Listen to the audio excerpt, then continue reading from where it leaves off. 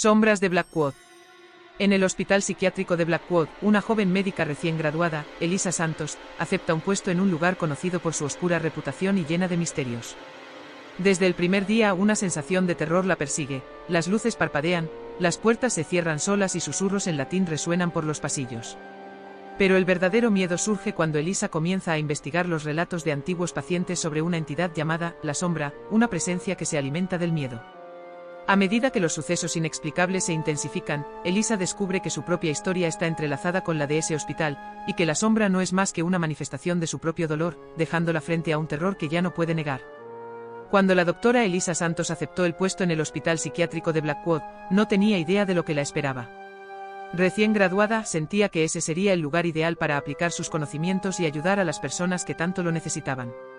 Pero al pisar ese hospital, Elisa sintió algo extraño en el aire, una sensación de incomodidad que no podía explicar. El ambiente estaba sumido en una oscuridad peculiar, con paredes sucias y un silencio profundo que solo era roto por los sonidos distantes de puertas que chirriaban y pasos que muchas veces parecían surgir de la nada. La curiosidad y la adrenalina se apoderaron de ella, empujándola a seguir adelante, ignorando cualquier sensación de que algo no estaba bien. Después de todo, todo comienzo es así, ¿no? Un poco de temor, un poco de incertidumbre, pero nada que no pudiera superar. En el primer día, Elisa se dio cuenta de que el hospital tenía un aura siniestra. Los pacientes la miraban de manera extraña, con ojos vacíos que parecían cargar un peso inmenso, como si supieran algo que ella aún no podía comprender. Algunos murmuraban entre sí, palabras desconectadas y expresiones de miedo que no tenían sentido. La Sombra.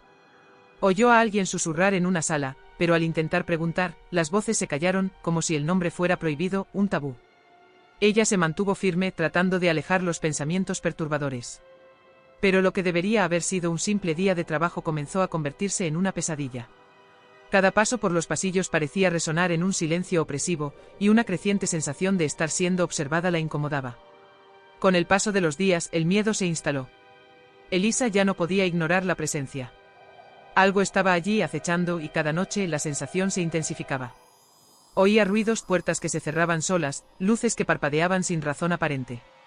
Pero lo que más la perturbaba eran los susurros en una lengua que no entendía, un latín antiguo que parecía invadir su mente y mantenerla alerta. Intentaba racionalizar, pensar que eran solo los nervios del comienzo de su nuevo trabajo, pero cada vez que la luz fallaba o una puerta se cerraba, su corazón latía con fuerza, y la adrenalina tomaba control de ella, provocando una sensación de terror cada vez más real. Elisa sabía que algo no estaba bien, pero el miedo de no entender lo que realmente sucedía la dejaba cada vez más aislada.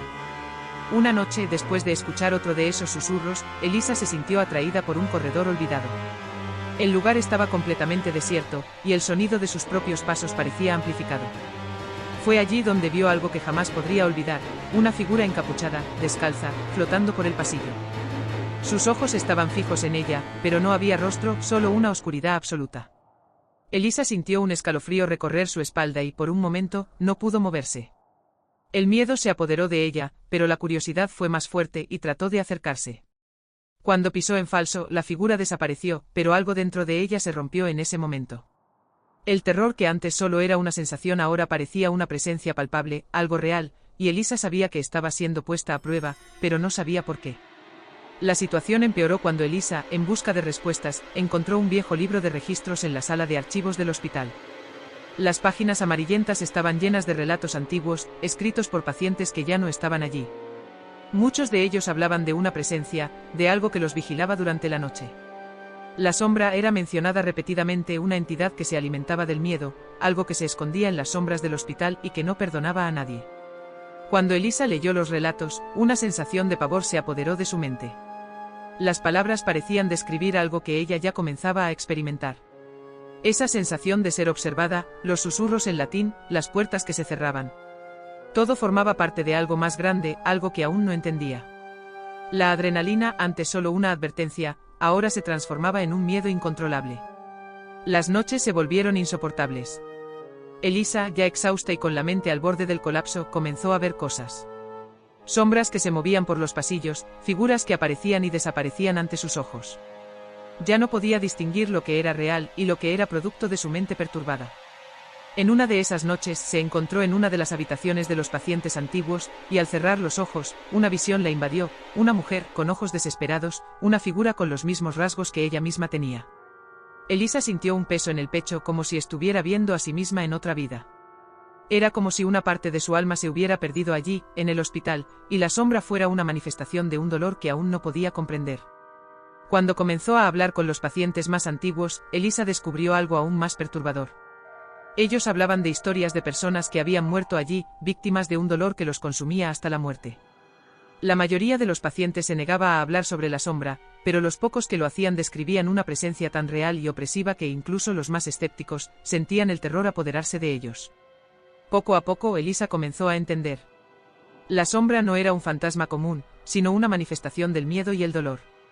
Ella no solo estaba siendo acosada por una presencia externa, sino por el dolor que llevaba dentro de sí misma. Esa noche Elisa tuvo una visión aún más clara. Vio nuevamente la imagen de la mujer del libro de registros, pero esta vez algo cambió.